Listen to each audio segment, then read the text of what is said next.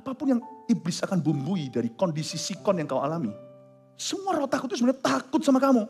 Kalau kalian bangkit, percaya pada firman, pegang kebenaran, itu bisa ditunggang balikan oleh Tuhan. Semua situasi itu. Memang butuh waktu, mungkin gak langsung immediately atau seketika juga. Tetapi kalau kalian jalan dengan Tuhan Yesus, cepat lambat.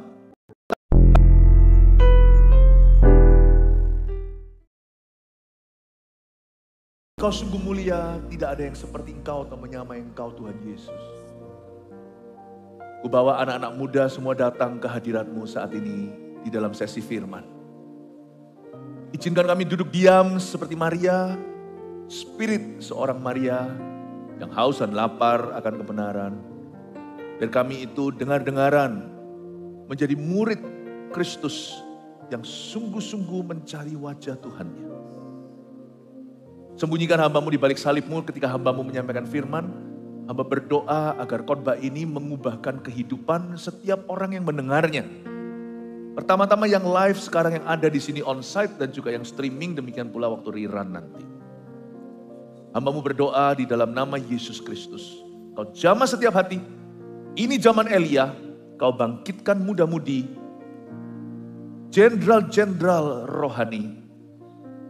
Kebangunan rohani yang Tuhan berikan dalam gereja ini akan terus lanjut sampai kedatangan Tuhan yang kedua kali. Dan Kau akan membangkitkan orang-orang berikutnya dari kalangan setiap orang-orang muda di tempat ini. Urapi kami. Dalam nama Yesus, haleluya. Amin. Puji Tuhan. Kasih tepuk tangan untuk Tuhan Yesus. Praise Jesus. Jangan duduk dulu. Saya minta kalian salam kanan kiri, beritahu kamu akan dipakai Tuhan secara dahsyat. Haleluya. Silakan duduk. Shalom semua, apa kabar? Puji Tuhan ya.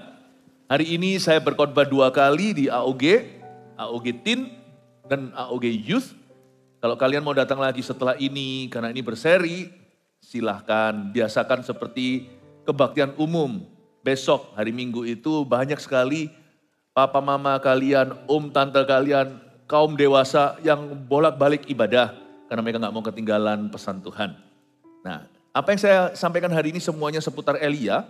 Ambil catatan, kita akan belajar banyak dari rema-rema Roh Kudus hari ini. Yang pertama saya kasih judul, sisi gelap Elia seperti kita. Kok gitu judulnya?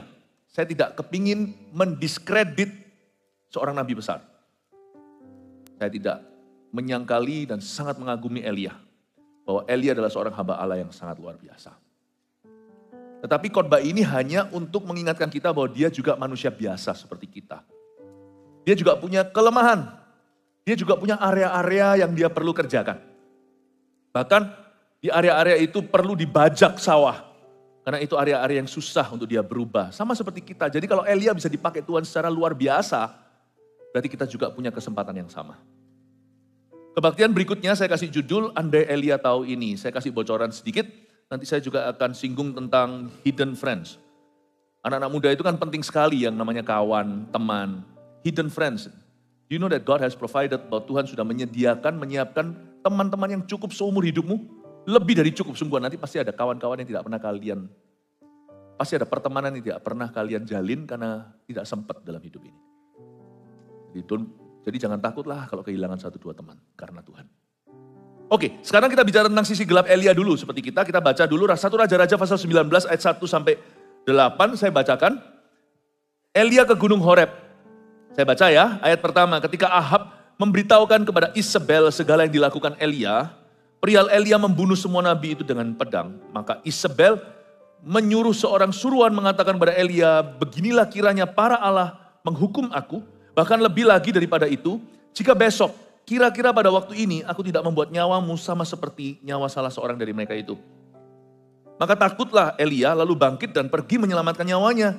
Dan setelah sampai ke Beersheba yang termasuk wilayah Yehuda, ia meninggalkan bujangnya di sana. Tetapi ia sendiri masuk ke padang gurun sehari perjalanan jauhnya. Lalu duduk di bawah sebuah pohon arar.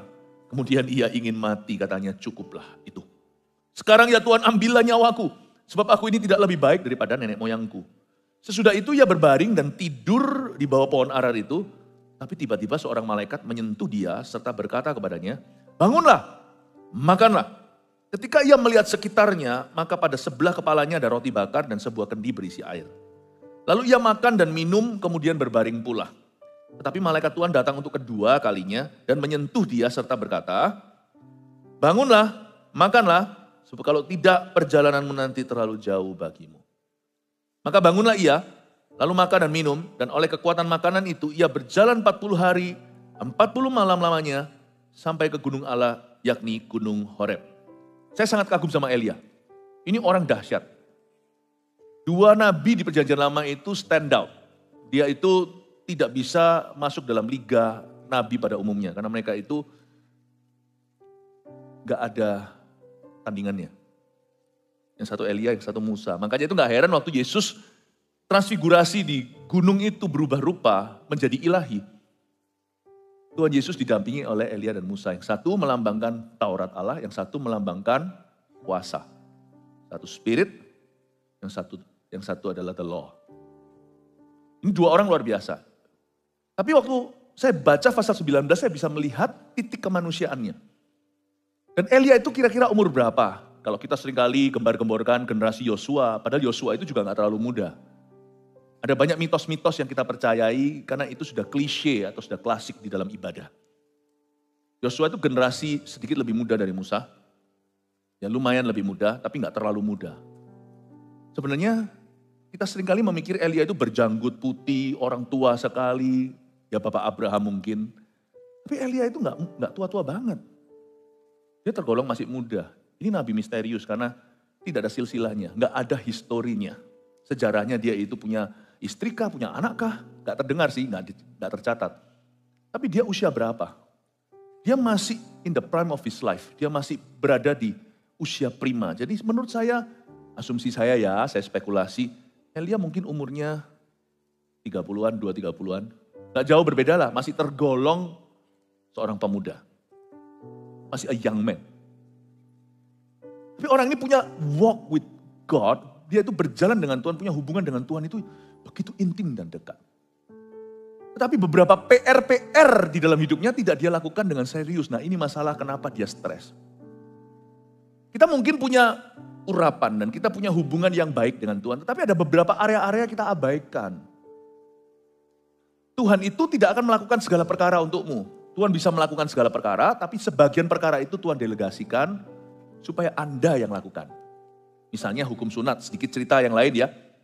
Di zaman itu Abraham sudah diberikan namanya circumcision law. Bahwa umat pilihan Tuhan itu beda dengan orang-orang dunia. Di perjanjian lama mereka harus disunat di hari ke-8. Musa begitu dekat sama Tuhan, saking dekatnya dia bisa take it for granted. Tahu gak bahasa Inggrisnya take it for granted itu dia meremehkan. Meremehkan kebenaran-kebenaran yang simple dalam hidupnya. Anak-anaknya semuanya, padahal Musa itu orang Yahudi, tidak disunat sama sekali. Sampai hampir dalam perjalanan kemana, Tuhan hampir putuskan nyawanya Musa. Karena zaman itu fatal sekali, zaman sekarang perjanjian baru sunat hanya higienis. Tidak ada makna rohani, tapi zaman dulu itu yang membedakan bangsa Israel dengan orang Moab, orang Amon, orang Filistin, orang Kanaan, orang Yebus, orang-orang Amori, yang membedakan. Bukan hanya cara ibadah mereka, tapi juga ada tanda secara fisik di tubuh mereka. Itu yang membedakan. Tuhan memisahkan sekelompok umat untuk dirinya. Dan itu harus ada tandanya beda. Kalau mereka-mereka yang di luar sana itu suka cacat-cacat tubuhnya. Umat Tuhan itu bersih badannya. Zaman perjanjian lama itu sangat matter gitu. Itu sangat-sangat penting bagi Tuhan. Bagi Tuhan, kalau itu gak dilakukan Tuhan tersinggung. Tuhan merasa, lu orang gak serius sama aku. Dan Tuhan itu bukannya gak kenaan ya. Tapi Tuhan itu sangat menitik beratkan hubungan. Misalnya kenapa kalau misalnya papa mama, lalu tiba-tiba papa cincinnya hilang. Pas mungkin lagi di wastafel gimana, itu paniknya padahal papanya kaya. Karena cincin kawin itu lain artinya, itu bukan berapa harganya. Beda, itu keseriusan. Masa jaga gini aja gak bisa? Ini kan lambangnya misalnya. Nah bagi Tuhan, itu kan cuman tanda. Kan cuman tanda secara jasmani, tapi bagi Tuhan itu menunjukkan keseriusan umat Tuhan. Musa gak lakukan. Istrinya Sipora segera gercep, dia gerak cepat langsung disunat seketika. Langsung diambil kulit katanya ditempelkan ke Musa. Ya ngeri sih, agak menjijikan. Gak usah dibayangkan, cukup dibaca aja dalam firman. Tuhan spare his life. Tuhan luputkan Musa dari maut. Jangan main-main soal begitu. Nah Elia itu juga sama. Ternyata setiap hamba Tuhan itu punya sisi gelapnya yang harus hati-hati. Sisi gelap itu tidak harus gelap sama sekali kalau kita terangi. Di area-area kita remehkan itu, hubungan kita sih fine-fine saja dengan Tuhan. Tapi ada area-area tertentu, perkara-perkara kecil sih, yang kita anggap itu gak penting sama sekali. Tapi Tuhan menganggap itu penting. Tuhan memandang itu keseriusanmu dengan Tuhan Yesus.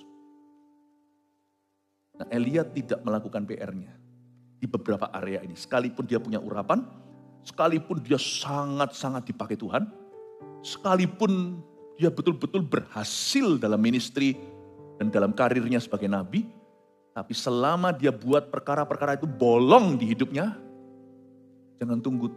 jangan harap Tuhan yang akan menambalnya. Kunci kerajaan sorga diberikan ke tanganmu. Ada area-area tertentu itu tanggung jawabmu. Libatkan Yesus, gandeng Tuhan, gandeng Roh Kudus, lakukan sesuatu. Tapi jangan suruh Tuhan selesaikan itu di Kalvari. Karena di Golgota dia berkata sudah selesai, itu penebusan. Nah sekarang kehidupan, setelah kita itu sudah diselamatkan, itu adalah urusan kita dengan Roh Kudus. Kita harus kerjasama. Ada area tertentu yang jangan kau remehkan dalam hidup ini. Mulai kita lihat sekarang ya, ada beberapa hal. Sisi-sisi gelap apa aja, mari kita telusuri mulai ayat 1, saya bahas satu persatu. Ketika Ahab memberitahukan kepada Isabel segala yang dilakukan Elia, dan perihal Elia membunuh semua nabi itu dengan pedang, tahan di sana. Satu pasal sebelumnya terjadi kemenangan besar di Gunung Karmel ketika Elia menurunkan api cuma dengan sekali doa, itu pun sudah petang hari. Seharian berapa jam itu dipakai sama Nabi Baal. Jumlah mereka ratusan orang. Pakai sembeli-sembeli, pakai iris-iris daging mereka, segala berdarah-darah, berseru-seru sampai Elianya menghina dan berkata mungkin yang kamu serui itu lagi tertidur kali atau lagi jalan-jalan kemana atau lagi busy. Elia tunggu seharian sehingga ketika mereka punya doa gak mempan, Elia cuma doa sekali doang. Sekali aja api turun, air di parit itu pun terjilat semuanya. Kemenangan yang dahsyat luar biasa. Gak sampai di sana, orang Israel berbalik kepada Tuhan. Ya, komplit package-nya sampai Nabi Baal disembelih dan mati. Dia tangkap itu semua yang menyesatkan umat. Ditangkap dan dihukum oleh negara. Luar biasa kan? Nah Ahab itu memberitahukan pada Isabel. Isabel ini istrinya, istri Ahab. Dia bukan bangsa Yahudi. Makanya kawin campur itu udah bahayanya. Itu berarti juga mengimpor kuasa jahat. Praktek-praktek penyembahan berhalanya pun diadopsi oleh Israel. Kalau Ahab itu keturunan Abraham. Tetapi dia menikah dengan Isabel. Kalau saya baca ayat ini saya ganti namanya deh. Isabel. Emangnya gak ada lagi cewek gitu di Israel? Kenapa kita harus jatuh cinta dengan yang salah? Kenapa harus jatuh cinta sama bad boy? Padahal good boy juga masih banyak. Gak fun. Lu tergantung cari pacar atau cari suami. Kenapa harus jatuh cinta sama bad girl? Isabel ini orang yang jahat. Ketika diberitahukan oleh Ahab memberitahukan itu bukan dalam konteks laporan. Ahab sendiri pun bahagia melihat begitu, dia kagum sama Allah Israel. Dia itu cerita pada Isabel itu seperti seolah-olah menginjili dia. Kamu tahu gak ya Allah Israel hari ini Allahnya nenek moyangku, Allah Abraham, Ishak, Yakub. Wow tadi ya. Gini loh Bojo maksudnya. Gini loh mam, gitu ya. Ada suami istri yang manggil papa mama kan. Ada yang bilang, gini loh honey, gini loh sayang, diceritain. Dikira Isabel itu akan berbesmili, akan nangis, terharu, terjamah. Enggak. Memang ada orang yang mengeraskan hatinya sampai binasa. Gak usah kita yang tentukan siapa. Yang pasti kita jangan keraskan hati. Jangan sampai itu adalah kita. Diberitahu semua itu, gak mempan. Isabel seperti kayu. Seperti besi hatinya. Dia sama sekali tidak terjamah. Bukan karena Tuhan tidak bisa jamah dia. Karena Tuhan tidak pernah paksakan jamahannya. Tuhan tidak pernah memaksakan jamahannya. Isabel tidak membuka hati. Lalu ketika Elia menceritakan perihal bagaimana dia membunuh semua nabi itu dengan pedang. Marahlah Isabel. Sebel bener dia. Apa? Itu 450 nabi Baal itu kan gua yang bayar. Itu kan di payrollnya the queen. Kan ratu kan pasti punya salary sendiri, punya gaji. Itu dari uang sakuku, dibunuh. Yang satu masih utang sama aku. Ngamuklah si Isabel. Ayat 2, maka Isabel menyuruh seorang suruhan mengatakan pada Elia, beginilah kiranya para Allah menghukum aku, bahkan lebih daripada itu. Jika besok kira-kira pada waktu ini aku tidak membuat nyawamu sama seperti nyawa salah seorang dari mereka itu. Dikasih waktu 24 jam, tidak lebih daripada sehari. Aku akan bunuh kamu. Tapi lucu, kalau saya baca ayat 2 ini, nanti kita akan ngerti kenapa stres itu seringkali adalah ilusi. Sebab yang kalian seringkali pikirkan yang mengganggu kita, membuat kita galau itu kerap kali tidak objektif sama sekali. Yang kau takutkan kemungkinan besar gak terjadi. Yang meresahkan hatimu itu sama sekali bukan isu. Orang itu mikir apa tentang aku, orang itu gak mikir tentang lu. Kita mikirin orang itu mikir apa tentang kita seharian, padahal orang itu udah lupa. Coba bayangkan, saya mau tunjukkan ya, bahwa depresi dan stres itu kalau kita izinkan hati kita tergerus terus karena kita tidak dekat sama Yesus, karena kita tidak punya pegangan, lama-lama kita itu dibawa dalam tipu muslihat. Tipu muslihatnya iblis ada, tapi tipu muslihatnya perasaanmu sendiri.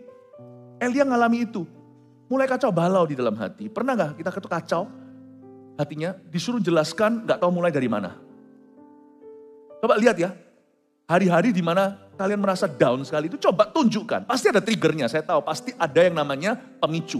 Tapi pemicu itu pun tidak kau akui sebagai alasannya. Pokoknya hatinya bete aja, gak enak aja seharian.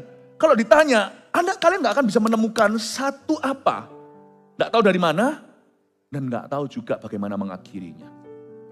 Isabel ini ngomong begini, beginilah kiranya para Allah menghukum aku. Dia kutuki dirinya sendiri, ancam-ancam sama Allahnya sendiri. Dia berkata, beginilah kiranya para Allah menghukum saya.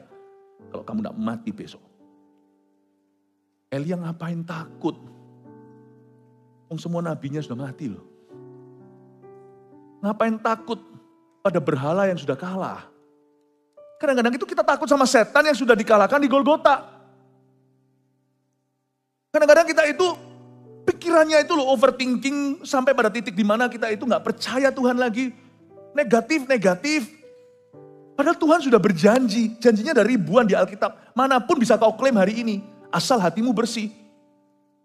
Tapi kita mikirnya yang negatif, kegot dan selokan. Padahal Tuhan sudah berjanji memberi kemenangan. Coba pikirkan. Kadang-kadang betapa bodohnya kita itu mau dibodohi sama setan.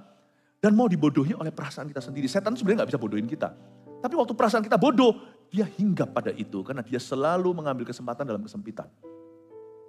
Makanya itu orang benar kalau mau kuat, dia harus hidup oleh iman. Dan iman itu timbul dari pendengaran akan firman. Jadi kita harus pegang kebenaran. Sebab kalau kita tidak punya iman, kita harus pegang sesuatu. Dan kemungkinan besar yang kita pegang adalah perasaan sendiri dan pengertian sendiri. Dan itu kerap kali akan selalu menuju. Itu seringkali salah. Dan kalau kita hidup oleh perasaan, kita mudah dikalahkan. Kalimat dari seorang wanita namanya Isabel aja bisa membuat dia lari terbirit-birit pergi ke selatan. Padahal Elia ini pelayanannya, ministry areanya itu di utara. Elia ini adalah seorang nabi yang diutus oleh Tuhan di perjanjian lama kepada Raja Israel yang di sebelah utara. Israel itu terbagi jadi dua. Israel 10 suku dan 2 suku, Benyamin dan Yehuda. Setelah matinya Daud, setelah matinya Salomo, kerajaan Israel pecah jadi 2. Kerajaan utara itu mayoritas 10 suku, tapi kerajaan selatan ada 1 suku yang besar sekali. Itu semuanya adalah suku raja, yaitu Yehuda. Paham ya? Dan Yehuda sini itu nanti pemerintahnya di Yerusalem, tapi yang di atas ini Ahab termasuk pemerintahnya di Samaria, ini utara Israel. Elia itu nanti larinya ke Beersheba di daerah Yehuda, dia larinya begitu jauh loh. Dia lari ke bawah. Gak ada orang itu kalau lari dari masalah, lari dari Tuhan, hidupnya itu ke atas enggak ada, semua pasti turunnya ke bawah. Pasti ke bawah. Elia tuh lari terbirit-birit dan itu arahnya ke Mesir. Itu kalau Israel ya, kalian lihat peta Israel yang lagi perang nih. Di atas itu Israel, paling atas notok di sebelah utara itu suku Dan. Naik lagi terus atas itu kan ada Syria, ada semua. Lebanon. Turun ke bawah, itu Yerusalem, Bethlehem itu di selatan. Turun lagi itu ada Laut Mati, tempat terendah di bumi. Turun lagi itu daerah Yeriko itu loh. Kenapa Yosua dulu masuk ke Israel itu pertama masuk Yeriko dulu? Karena Yeriko adalah kota yang sangat selatan di bawah, dekat Mesir. Dekat padang pasir. Lu terusin lagi ke bawah, tembus Mesir itu. Ada padang gurun dulu. Elia larinya Memang kalau orang itu kedagingan larinya itu nggak mungkin. Nggak mungkin larinya pada tanah perjanjian. Orang kalau lari dari Tuhan pasti lari ke padang gurun. Nggak akan ada bagusnya orang lari dari Yesus, nggak ada. Dia lari ke Beersheba, pergi ke selatan jauh-jauh, bujangnya pun suruh tinggal. Orang kalau lari dari Tuhan itu, dia tidak akan menjadi orang yang inklusif, yang suka merangkul orang lain, yang sosial. Orang kalau lari dari Tuhan, dia akan menjadi orang yang eksklusif, dia akan menjadi orang yang tertutup. Meskipun dia bisa party di luar sana, ada sesuatu yang tutup dulu di dalam hatinya. Sudah tidak ada hubungan yang real, itu tidak ada. Bujang pembawa senjatanya pun suruh tinggal. Bukan pembawa senjata, maksudnya asistennya. Dia pergi ke Beersheba, turun ke bawah, turun ke bawah, turun ke bawah. Gara-gara apa? Gara-gara cuma seorang wanita yang gak berani datang sendiri.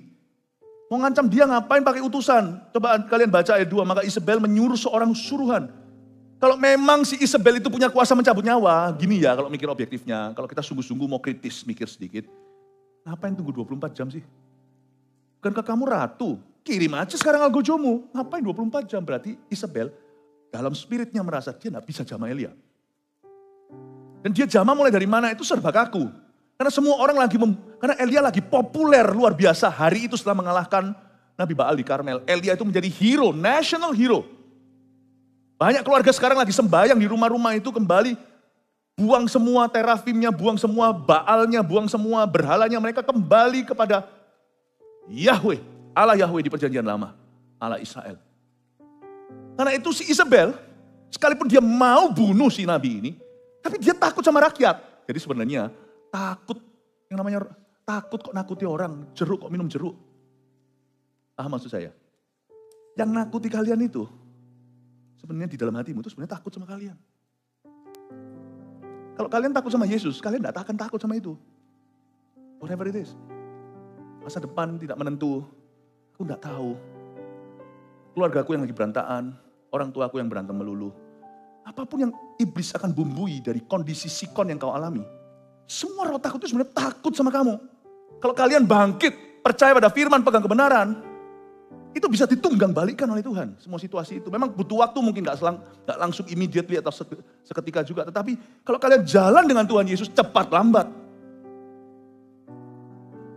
Ya, cepat lambat. Cepat lambat, kok ada logat Maduranya saya. Cepat, ya, cepat lambat pasti akan berubah. Isabel suruh-suruhan, waktu saya baca ini saya ketawa.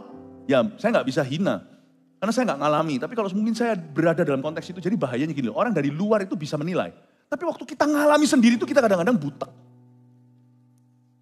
To be fair ya. Kalau kita lihat orang lain gitu rasanya, tapi waktu kita sendiri berada di dalam gelembung itu, bisa-bisa kita gak bisa mikir gitu loh. Kadang-kadang khotbah itu gampang ya. Orang kadang-kadang seorang pengkhotbah kelihatannya gampang, kayak mau ngomong sesuatu, enggak keluar. Kita di bawah sudah, keluar dari tadi. Ini. Tapi pada waktu kalian ditaruh di depan sini, hilang sibuk apa. Makanya itu kalian tidak boleh izinkan roh kalian dikungkung oleh keadaan. Kalian harus memberontak rohnya keluar lewat doa. Lewat firman, ini jendela. Get out of the situation. Get out and get Jesus. Get out and get the word. Get out and get the Holy Spirit. Karena kalau kita berada di dalam gelembung itu, kita gak bisa keluar. Padahal kalau kita baca begini sebenarnya simple. Kalau kalian setuju ya. Ini Isabel kalau mau bunuh ngapain sih 1 times 24 hours? Bunuh aja saat itu. Berarti kan memang dia gak berani. Bahkan dia suruh seorang suruhan kok untuk ngomong sama dia. Tahu nggak? Saya nggak ajari kita untuk meremehkan ancaman, tidak. Kalau ada temanmu mengancam begini, aku mau bunuh diri, jangan kau remehkan, apalagi kau tertawakan. Kita harus anggap serius, apakah orang itu sungguh-sungguh akan melakukan atau tidak, itu urusan lain. Paham ya? Tapi saya ingin kalian untuk melihat ini. Ancaman setan itu nggak akan terjadi nggak? Itu aja.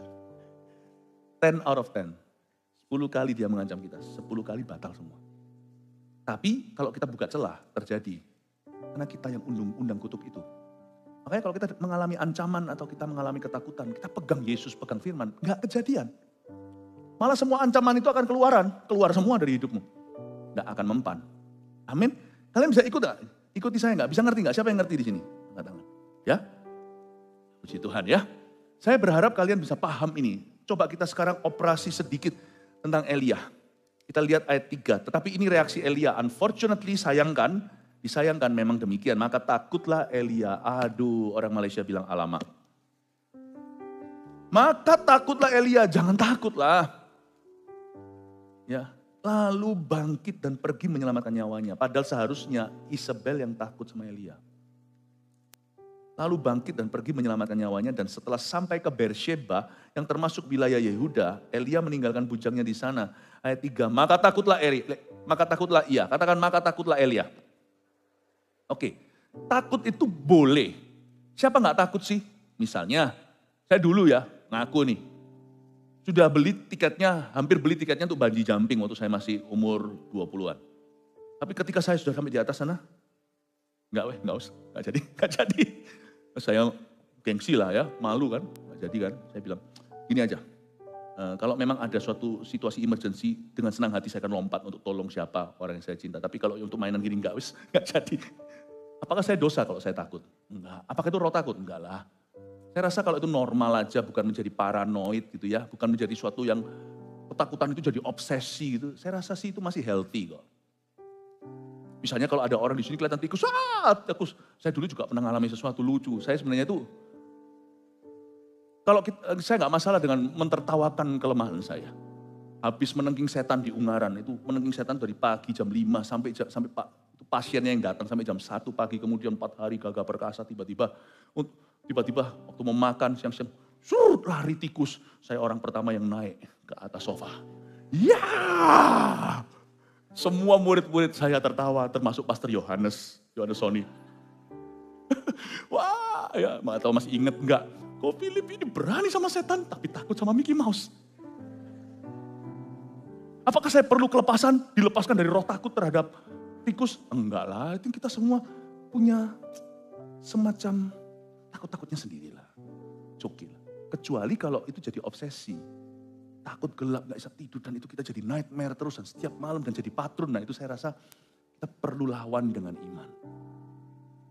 Tapi takutnya Elia ini sudah bukan jadi obsesi saja, sudah melumpuhkan dia.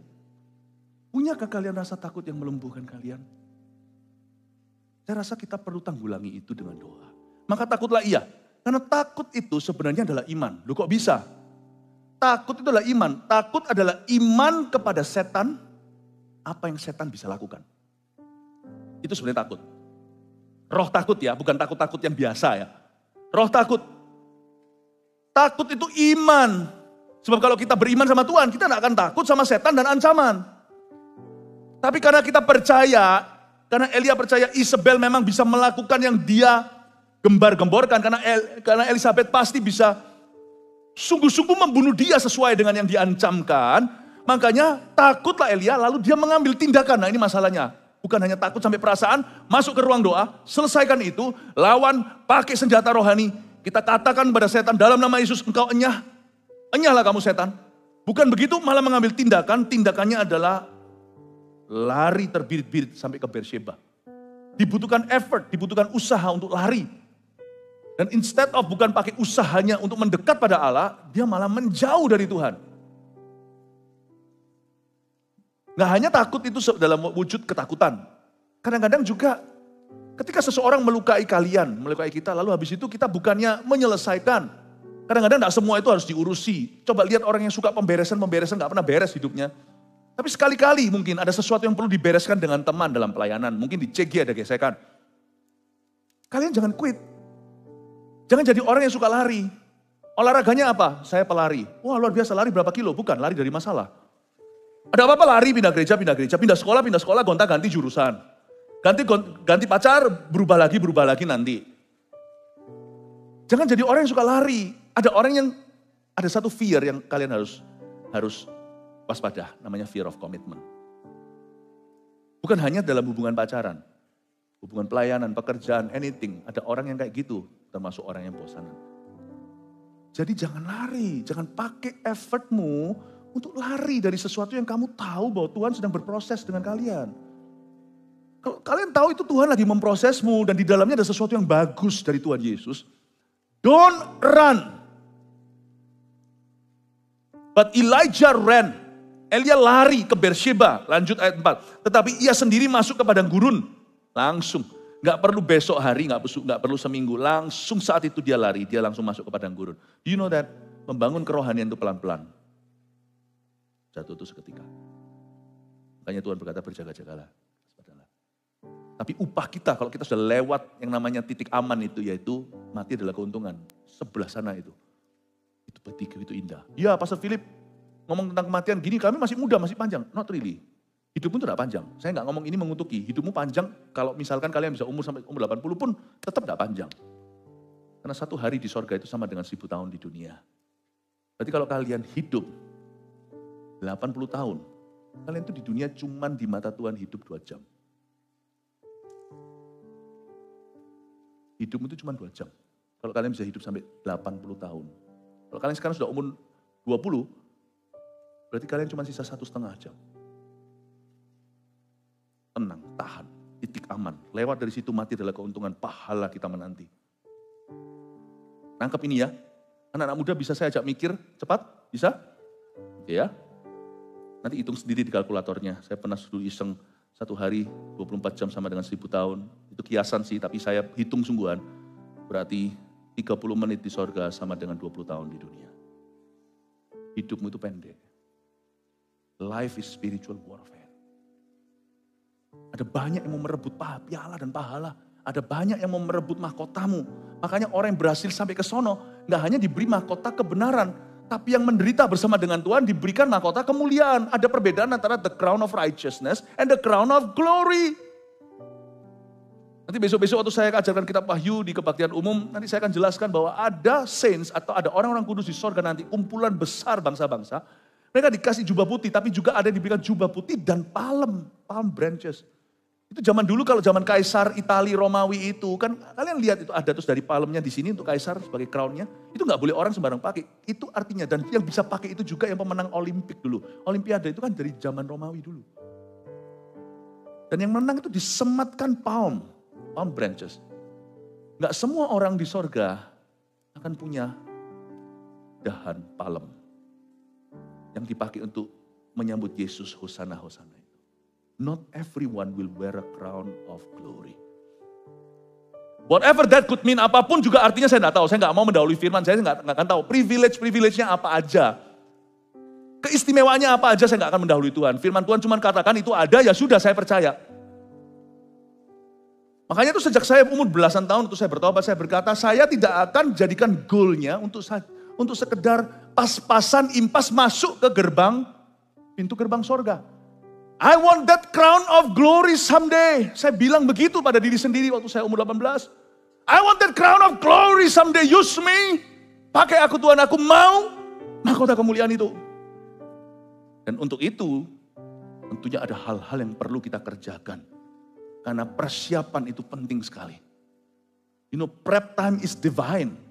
Kalau kalian bisa bahasa Inggrisnya bisa catat itu. Waktu persiapan itu waktu ilahi. Inilah waktunya. Maka takutlah ia, lalu bangkit dan pergi. Coba lihat ayat 4. Tetapi ia sendiri, Elia masuk ke padang gurun sehari perjalanan jauhnya. Dibelan-belani. Lalu duduk di bawah sebuah pohon arar. Kemudian ia ingin mati. Katanya, cukuplah itu. Tunggu dulu, cukuplah apa? Kalau kita baca ayat firman gini, kita renungkan. Kan Elia dari keluhannya, saya bisa nangkep apa yang going on in his heart. Apa yang terjadi di hatinya. Saya bisa nangkep sesuatu dan ini sangat mirip dengan kita. Dan saya juga bisa, saya tahu sesuatu terjadi in his head, di kepalanya. Tapi kita nggak bisa menelusuri sesungguhnya apa. Karena Elia sendiri pun saya rasa bingung. Ketika perasaan sudah menangkapmu basah-basah, disitulah kalian tidak akan bisa berpikir jernih. Karena itu orang yang tidak hidup kuat, berkokoh. Kuat, kokoh, dan sungguh-sungguh berakar pada kebenaran. Orang itu akan selalu dikacau balaukan dengan feelingnya, dengan keadaan, dan anak-anak muda terutama dengan teman. Peer pressure. Kemudian Elia ingin mati. Jaga-jaga kalau di sini ada orang yang dikit-dikit berkata, aku mati aja, aku mati aja. Saya rasa ini penting untuk kita tahu. Karena saya dulu juga gitu. Dikit-dikit, biar aku mati aja, biar aku mati aja. Siapa yang pernah gitu aja? Coba, saya merem kok, saya merem. Siapa yang kadang-kadang punya kebiasaan gitu? Saya apa, dikit-dikit, aku mati aja. Tuhan, ambil nyawaku. Ayo coba, 1, 2, 3 diangkat tangannya. Ayo jujurlah, pernah nggak? Ada yang pernah. Ya, itu ada yang tunjuk-tunjukkan gini, berarti saya anggap dua-dua. Just in case ya, kalian yang doa gitu itu jangan merasa holy ya. Kalau kita bolos sekolah, gak ada yang namanya bangga. Kebanggaan ini gak ada. Ya, bolos sekolah. Oh, kalian itu, kita ini belum mengembalikan apa-apa ke Tuhan. Belum berbakti ceritanya. Kok mau bolos nyawa itu loh. Permintaan itu, doa seperti itu adalah permintaan yang paling irresponsible. Permintaan yang paling tidak bertanggung jawab. Elia masih lebih berhak karena dia barusan menang perang. Aku ingin mati. Orang-orang muda yang dikit-dikit berkata, biarkan. Tapi bunuh diri gak berani, karena memang kita tahu itu kemana. Jadi kita minta Tuhan yang bunuh kita. Enak aja suruh Tuhan berbuat jahat. Aku mati, biarin aku mati aja Tuhan. Biar orang seperti aku gini mati aja. Enaknya loh. Itu sama dengan begini loh ya. Bagaimana menurut kalian memandang orang demikian? Orang itu barusan minjem kalian 10 juta rupiah. Lalu habis itu gak bayar-bayar. Lalu berkata, biarkan aku mati aja. Biarkan enak aja mati pun tak gali kuburanmu. Balikin 10 juta aku. Tuhan kalau bisa ngomong yang sama, kamu mati pun tak tendang keluar lagi dari sorga. Tak kembaliin tuh rohmu ke badanmu. Selesaikan semua investasi ilahi di dalam dirimu. Ngapain selama ini dipupuki? Pupuk bawang terus. Dikasih firman, gak pernah kembali. Meskipun firman gak pernah sia-sia, tapi darimu tidak pernah berbuah. Didoakan, berapa banyak anak-anak Tuhan itu doakan kalian, mestinya bisa doakan satu benua, doain satu orang itu terus on and off, datang ke CG aja aras-arasan. Padahal coba kalau itu orang itu doakan Afrika, satu negara misalnya, sudah terjadi kebangunan rohani pakai air mata yang sama. Enak aja, belum melakukan apa-apa, belum berbuat sesuatu, pulangkan saja aku. Kalau sampai orang gitu sampai ke sorga, satu sorga muak. Malaikat berkata, ngapain lu di sini belum waktu lu? Semua orang-orang kudus di sana dan berkata, enak aja kita semua ini bayar harga palemnya di sini meskipun kita masuk surga itu karena darah anak domba Allah. Tapi kita bayar harga, kita itu dicincang-cincang di perjalanan untuk kita itu jangan sampai, maksudnya kita itu digoda terus untuk keluar jalur. Kamu sedikit disenggol, sudah minta di sini. Kembali. Yang ngamuk pertama Musa, Yosua, semua tokoh Alkitab termasuk orang-orang yang Anda kenal yang sudah bersama dengan Tuhan. Mungkin emaknya, loh Cuk, kamu kok bisa di sini? Ya aku minta Tuhan ambil nyawaku. Enak aja. Masalahmu apa? Aku diputus pacar, Mak. Emak dulu itu membesarkan mama. Om-ommu semua itu 9 totalnya. Kurang 2 lagi ke-11. Emak itu tidak berpendidikan. Cuman modal doa, kerja keras, jualan lemper apa. Untuk sekolahkan satu persatu. Berat ditinggal sama Mak, tinggal sama Kong, ditinggal sama grandpamu. Jadi janda muda. Tapi besarkan anak satu-satu, tidak pernah Mak minta mati. Kamu cuma sedikit diputus pacar, minta di sini. Cuk, sini, ya apa? Bungee jumping kembali ke dunia. Wah, lalu tiba-tiba sampai di rumah sakit, tutut, nyala lagi tuh tututnya. Don't think you're holy minta mati. Kok enak?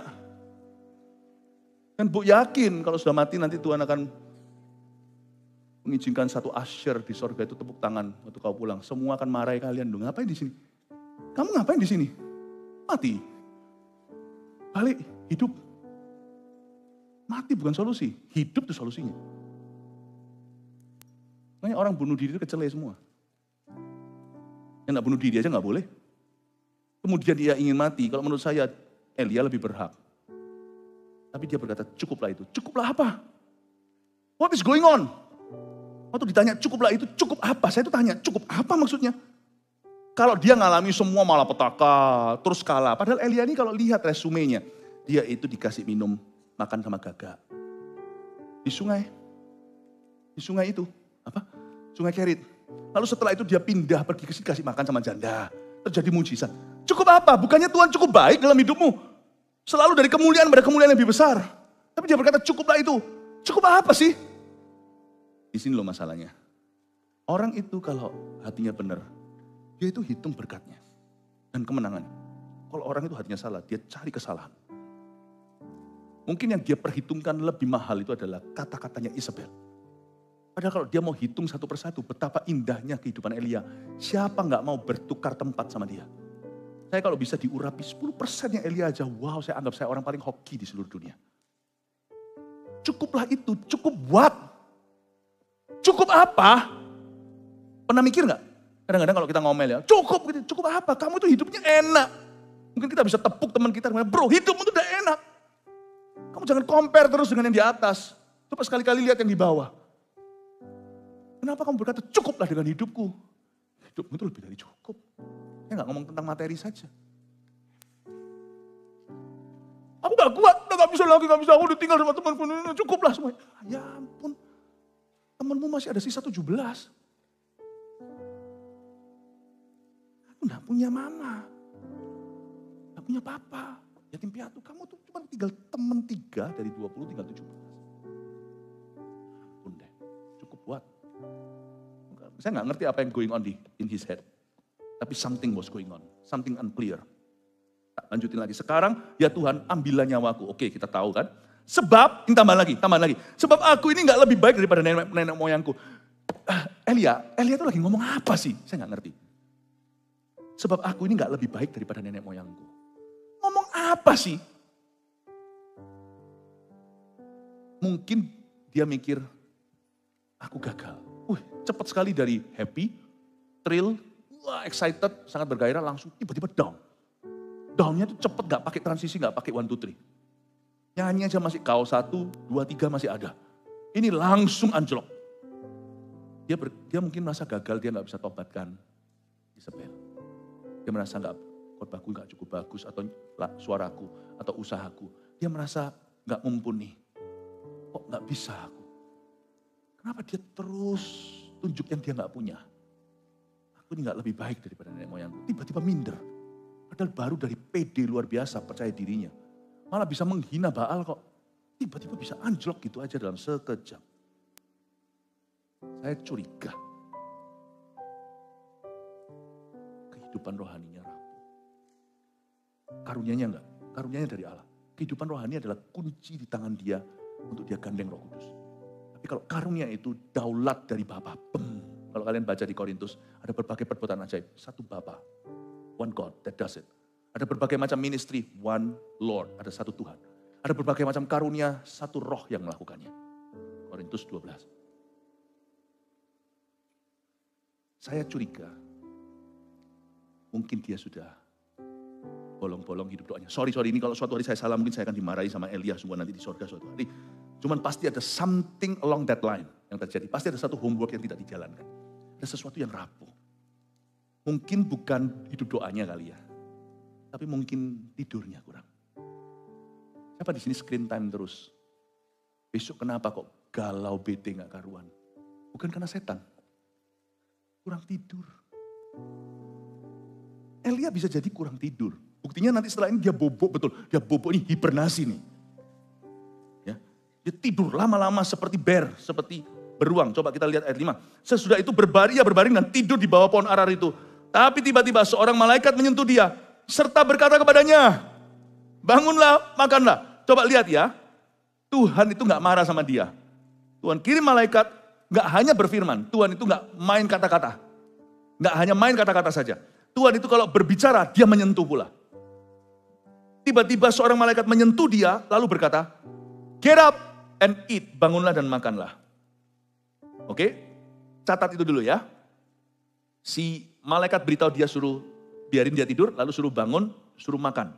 Tapi apakah betul suruh makan makanan jasmani? Karena makanan jasmani ini menurut saya kurang gizi.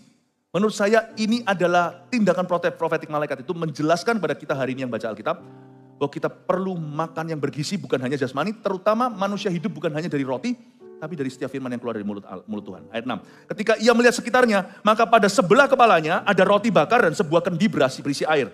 Lalu ia makan dan minum kemudian berbaring pula. FYI for your information, roti bakar dan kendi berisi air, ini nanti makanan ini yang memberi dia energi untuk bisa berjalan tanpa makan minum 40 hari 40 malam. Naik gunung uphill, bukan jalan datar. Gak masuk akal. Ini bukan makanan biasa, ini tindakan profetik. Karena dia disuruh makan roti bakar. Gak disebut selenya, meshesnya gak ada. Ya, gak ada hamnya. Dia cuma disuruh roti bakar, itu cuma karbo. Air. Kok bisa kuat jalan? Ini bukan makanan biasa, ini makanan malaikat. Dikasih memang dalam wujud makanan fisik untuk dia, tapi sebenarnya Tuhan ajari kita hari ini. kalau kita mau strong menghadapi apapun di masa muda kita, then you need to acquire, perlu mengadopsi sebuah gaya hidup, get up and eat. Bangun dan makan. Tapi jangan bangun dan makan kalau mau pelayanan. Nah itu nanti sentuhan kedua, lanjut sedikit, ayat yang ke-7, tetapi malaikat Tuhan datang untuk kedua kalinya, dan menyentuh dia serta berkata, bangunlah makanlah, kali ini beda, ada tambahan kalimat. Bangunlah makanlah persis dengan yang pertama kali, ketika malaikat menyentuhnya, tapi kali ini ditambahkan, bangunlah dan makanlah, sebab kalau tidak, perjalananmu nanti terlalu jauh bagimu. 2 kali dijamah, pertama dipegang, bangun dan makan. Itu lifestyle, itu gaya hidup. Jangan doa, baca firman saat teduh pribadi waktu pagi sebelum ke sekolah atau kuliah, atau sebelum pergi kerja, atau malam hari beberapa orang, good luck sih kalau yang malam mungkin udah capek semuanya, kasih tenaga sisa, bisa kamu memberi yang terbaik, lebih baik ada daripada nggak ada, ngerti saya. Kalau memang nggak bisa pagi hari, ya sudah malam hari, tapi komitmen ya, karena bangun dan makan itu nggak harus ketika kalian sedang dalam perjalanan atau menuju ke sebuah tempat. Sentuhan pertama malaikat, ngajari Elia, bangun dan makan nonetheless. This is what you lack, this is where you're lacking, disinilah kamu kurang. Get up and eat. Mungkinkah Elia sudah tidak membangun kehidupan rohaninya? Dia jalan sama Tuhan, tapi disiplinnya mulai hilang. Tetap cinta Tuhan, tetap jalan sama Tuhan, tapi sudah gak ada waktu yang dia khususkan seperti zaman di Kerit, ketika dia bisa sembahyang jam sekian, baca Alkitab dulu. Dulu gak ada Alkitab begitu ya, tapi dia merenungkan firman, dia pasti ada catatan Taurat, karena dia ini kan sudah di zaman setelahnya. Setelah zaman-zaman, ini kan sudah zaman raja-raja. Dia sudah gak ada, mungkin. Atau mungkin simply, dia sudah tidak punya disiplin untuk tidur dengan benar. Sudah gak ada jam-jamnya yang fix. Gak ada disiplin pribadinya, mungkin sudah gitu. Jadi malaikat jamah dia pertama kali, get up and eat, bangun dan makan. Jangan pernah kita mulai berdoa puasa, baca Alkitab kalau kita mau sharing firman. Itu sentuhan kedua, bangun dan makanlah, sebab perjalanan ini masih jauh, kamu butuh makanan ini untuk itu. The second time, kedua kali malaikat jamah dia, dikasih purpose, kasih tujuan kenapa makan. Tapi yang pertama, simply kerinduan. Di sini banyak orang termasuk pengkhotbah, kalau nggak hati-hati, saya pun sudah bisa, pedang saya itu bermata dua. Jadi mata satu untuk saya, mata kedua untukmu. Saya bisa nyampaikan firman misalnya seperti ini, itu karena saya makan dulu untuk saya, untuk aku, tanpa menghiraukanmu. Saya punya kebiasaan sentuhan malaikat ke-1. Philip, get up and eat. I eat not for you, I eat for me. Not even for my family.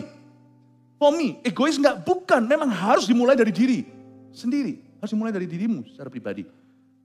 Saya makan dulu. Nah kedua kali baru I eat for you. Makanya I'm eating for you, makanya setelah saya makan itu saya cerna. Saya memamah biak, lalu setelah itu keluarlah nanti ada 3 poin sederhana untuk kalian bawa pulang. Dalam bentuk renungan dan dalam bentuk PowerPoint summary-nya atau rangkuman. Kalau kalian mau berhasil dalam hidup ini, di masa muda ini menghadapi semua yang dihadapi oleh orang-orang muda zaman ini.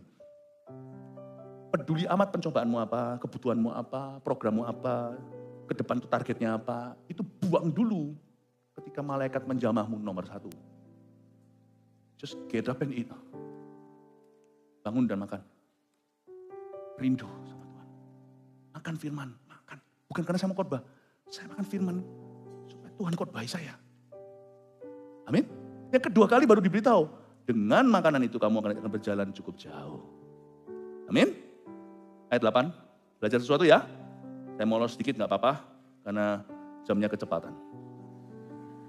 Maka bangunlah ia, lalu makan dan minum, dan oleh kekuatan makanan itu, ia berjalan 40 hari, 40 malam lamanya. Wow, katakan wow. Tanya sama orang sebelahnya, di mana, kemana beli roti bakar ini? Jalan 40 hari loh, luar biasa. 40 hari, 40 malam lamanya ia berjalan sampai kemana? Gunung Allah, yakni Gunung Horeb. Kelihatannya rohani ya. Arahnya salah. Yunus suruh ke Niniwe. Pergi dia malah ke arah yang berlawanan. Ngapain pergi ke Gunung Allah, ke Gunung Horeb? Ke bawah. Pelayanan ladang ministrimu itu, sekolah mula profesimu, tanggung jawabmu, dutymu, tugasmu itu naik ke atas bro. Naik ke Samaria. kok ke bawah. Kelihatannya dahsyat dia berjalan 40 hari 40 malam. Coba kritis sedikit berpikirnya waktu kita renungkan firman. Bukan untuk gurui firman, tapi biarkan firman menggurui dan menggaramimu secara detil waktu kita membaca Alkitab. Jangan tergesa-gesa dan terburu-buru. You are walking towards the wrong direction. Using God's blessing. Sedih saya, waktu saya baca gini, I feel for God, saya merasa untuk Tuhan. Kamu jalan ke Gunung Allah, ke Gunung Horeb, kelihatannya luar biasa, memang Tuhan akan ketemu dia di sana. Tapi kok tega ya, kamu mengambil makanan roti bakarnya malaikat, Tuhan siapin sendiri kendil dengan airnya itu, kamu pakai bukan untuk ke Samaria bekerja di ladangnya untuk mengerjakan tanggung jawabmu, kamu tidak pakai itu menggenapi panggilanmu, tapi kamu pakai itu lari dari Tuhan lebih jauh. Teganya, hai Elia, kok bisa? Tapi Tuhan gak ngamuk loh. Kasih berkat itu lalu tiba-tiba Tuhan buat dia lemas di tengah jalan. Dia jalan 40 hari kan, baru jalan seminggu langsung lemas. Maka Tuhan kutuki roti bakar yang sudah ada di dalam lambungnya. Lalu dia sakit perut. Enggak, Tuhan itu konsekuen. Kalau Tuhan berkati ya Tuhan berkati. Tapi kalau kita salah gunakan berkat itu, Tuhan juga tidak akan mengubah berkat itu. Tuhan akan mengubah berkat itu. Tapi kalau kita gak sadar, berkat itu akan sia-sia di tangan kita. Elia memakai roti bakar yang dari Tuhan itu untuk berjalan menjauhi dia. Memang hasilnya terakhir ada happy ending. Dia ketemu Tuhan. Tapi harusnya dia ketemu Tuhan itu di dalam kesibukan. Bukan lari di situ. 3 poin ini kalian bawa pulang ke rumah. Sisi gelap Elia seperti kita, dari 3 hal ini jangan ditiru. Malah justru kita belajar dari Elia. Dari cerita tentang Elia, bagaimana menjadi yang berlawanan dengan itu. 1, mudah stres karena tidak berakar pada kebenaran. Ini Elia. Ininya itu kacau. Paham ya? Sininya itu berkecamuk. Saya nggak punya waktu untuk menjelaskan bagaimana Elia juga salah matematikanya. Padahal dia sudah tahu dengan informasi yang jelas dari seorang asisten Ahab namanya Obadjah, orang yang takut akan Allah. Bahwa ada 100 nabi yang dia sembunyikan, 50-50 per goa dia kasih makan. Selama masa pandemiknya mereka. Elia nanti waktu lapor sama Tuhan, waktu mengeluh dia berkata, aku seorang diri yang tinggal di negeri. How can you get the truth right if you get the facts wrong? Gimana kamu bisa dapatkan kebenaran?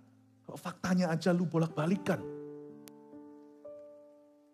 Karena itu hati-hati. Saya punya satu prinsip dalam hidup ini supaya jangan sampai damai sejahteraku tercuri. Kalau orang itu enggak ngomong sendiri, saya enggak percaya. Loh, saya enggak nunggu sampai sesuatu terjadi, enggak. Tapi sesuatu yang buruk negatif yang bisa mencuri damai sejahtera. Saya tuh enggak gini loh. Orang ngomong gini ya, jangan makan banyak-banyak loh. Misalnya temennya, kamu bilang aku gemuk loh. Jangan sampai missing in translation, jangan sampai, please read between the lines, please baca di antara kalimat. Adakah orang temanmu itu bilang kamu gemuk? Dia cuma bilang kamu jangan makan banyak. Jangan terlalu kreatif. If you get the facts wrong, you get the truth wrong. Hati-hati dengan fakta. Hari-hari ini zaman hoax. Wah gini langsung kesana kesini, wah hoax. Semuanya orang percaya ini itu. Saya nggak akan dapatkan kebenaran dari sosial media. Tungguan. Saya akan dapatkan kebenaran dari firman. Hubungan dengan Tuhan dan hubungan yang nyata dengan orang-orang yang ada di sekeliling saya. Jangan gampang anak-anak muda di swing kiri kanan. Karena Elia mudah stres karena tidak berakar pada kebenaran. Nomor 2. Suka remehkan perkara kecil dan disiplin pribadi. Saya sebut ini eat, sleep, and pray. Atau study, atau belajar. Itu diabaikan gimana? Kita maunya sih langsung yang besar. Ya, tunggu dulu. Semuanya mulai dari yang kecil. Disiplin pribadimu gimana? 3, sisi gelapnya nih. Dia tega pakai berkat Tuhan untuk lari dari Tuhan. Kalian bisa sekolah itu berkat Tuhan loh. Kalian dikasih HP, itu berkat Tuhan loh. Iya loh, ini HP ini ya, berkat Tuhan. Entah itu ceritanya gimana kalian dapatnya ngerengek-ngerengek dulu. Atau happy birthday to you orang kasih kamu. Atau itu papa mama kasih. Ada yang dikasih terlalu awal. Umur 9 udah dapat HP. Bahkan umur 8. Ada yang nanti-nanti. Bisa di sosial media diizinkan. Itu berkat. Tapi berapa banyak berkat setelah di tangan kita. Kita pakai untuk pornografi. Berkat di tangan kita itu HP itu kan bisa menjadi jendela dunia untuk pengetahuan yang baik pula. Tapi juga bisa menjadi pengetahuan yang buruk. Itu buah yang dimakan sama Adam itu bisa baik buat buruk. Kita bisa pakai itu untuk bunuh karakter orang. Kalian sekolah, Ada juga yang sekolah dari luar pulau nih. Sekolah di Surabaya misalnya. Datang ke sini itu disekolahkan orang tua. Tapi ketika sekolah di sini jadi rusak. Jadi misuhan orangnya. Padahal sukanya sumpah serapah. Padahal disekolahkan itu berkat Tuhan. Apa Tuhan cabut? Langsung tiba-tiba usir kita kembali ke pulau kita atau ke kota asal kita? Tidak. Tuhan berkatnya tetap berlaku. Namun hatinya berduka sang pemberi berkat kita itu. Elia jalan itu pakai kekuatan roti bakarnya Tuhan. Tapi lari lawan arah dari yang Tuhan mau. Harusnya kita yang takut akan, sekarang saya kasih satu definisi baru takut akan Allah. Kita gak bisa takut sama Tuhan kalau kita gak ngerti sungkan sama Tuhan. Jangan kita gembar-gembor aku takut sama Tuhan. Orang yang takut akan Tuhan pasti sungkan sama Tuhan. Ini kan dari Tuhan. Ini kan dari Tuhan. Aku akan pakai tanganku kerja buat Tuhan. Aku bisa di sini pun, bisa sekolah misalnya, bisa kuliah. Dari Tuhan. Aku dapat teman di gereja. Jadi teman baik yang berdoa, itu dari Tuhan. Aku gak boleh rusak dia. Ini berkat Tuhan. Yang Tuhan modali, pakai untuk Tuhan. Amin. 3 poin sih munculkan semuanya. 1, 2, 3, IR1, boom, munculin di foto sekalian, pakai HP yang merupakan berkat Tuhan di tanganmu. Silakan. Iya, puji Tuhan ya.